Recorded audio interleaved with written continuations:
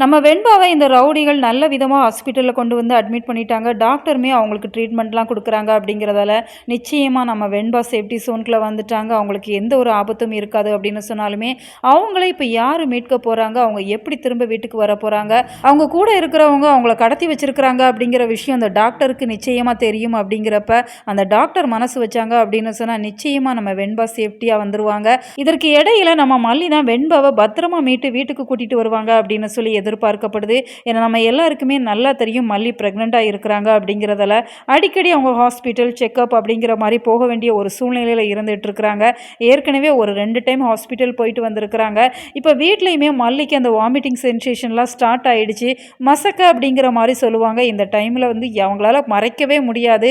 அவங்க ப்ரெக்னெண்ட்டாக இருக்கிறாங்க அப்படிங்கிற விஷயத்தை விஜய்கிட்ட இப்போதைக்கு மறைக்கிறாங்க அப்படின்னு சொன்னாலுமே, இந்த ராஜி தேவையில்லாமல் எரியிற நெருப்பில் எண்ணெய் தூக்கி ஊற்றுற மாதிரி பல வேலைகள் பண்ணிட்டு தான் இருக்கிறாங்க. எப்படியாச்சும் மல்லி வாயால் அதை சொல்ல வைக்கணும் அப்படிங்கிற மாதிரி தான் அவங்க ட்ரை பண்ணுறாங்க. ஆனால் மல்லி இப்போதைக்கு சொல்ல வேணாம், வெண்பா வந்தப்புறம் சொல்லலாம் அப்படிங்கிற மாதிரி தான் அவங்க நினச்சிட்டு இருக்கிறாங்க. அதனால இப்போ நாகு கிட்ட சொல்கிறாங்க, அண்ணி எனக்கு வாமிட் வருது அப்படிங்கிற மாதிரி சொல்கிறப்ப நம்ம டாக்டரை பார்த்து செக் பண்ணிட்டு வந்துடலாம், அவங்க அதற்கு ஏதாச்சும் மெடிசின்ஸ் கொடுப்பாங்க அப்படிங்கிற மாதிரி நாகும் மல்லி 2 பேரும் தான் இப்போ ஹாஸ்பிட்டல் வராங்க. அதே ஹாஸ்பிட்டலுக்கு வராங்க அப்படிங்கிறப்ப நம்ம வெண்பா அதே ஹாஸ்பிட்டலில் தான் இருக்கிறாங்க.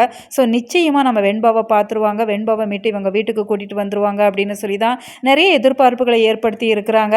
ஏன்னா ரொம்ப நாளைக்கு இந்த கடத்தல் ட்ராக்கை கொண்டு போனாங்க அப்படின்னு சொன்னால் பார்க்குற நமக்குமே ரொம்ப ரொம்ப சலிப்பு தட்ட தான் செய்து. வெண்பாவோட நிலைமையை பார்க்குறப்புமே மனசுக்கு ரொம்ப கஷ்டமாக இருக்குது. கூடிய சீக்கிரம் அவங்க வீட்டுக்கு வரணும். ஏன்னா வெண்பாவை கடத்தி 3 நாள் ஆச்சு அப்படிங்கிற மாதிரி தான் ஸ்டோரியில் பேசிகிட்டு இருக்கிறாங்க. ஆனால் நம்மளை பொறுத்த வரைக்கும் ஒரு 3-4 வாரம் ஆயிடுச்சு அப்படிங்கிற மாதிரி தான் தெரியுது.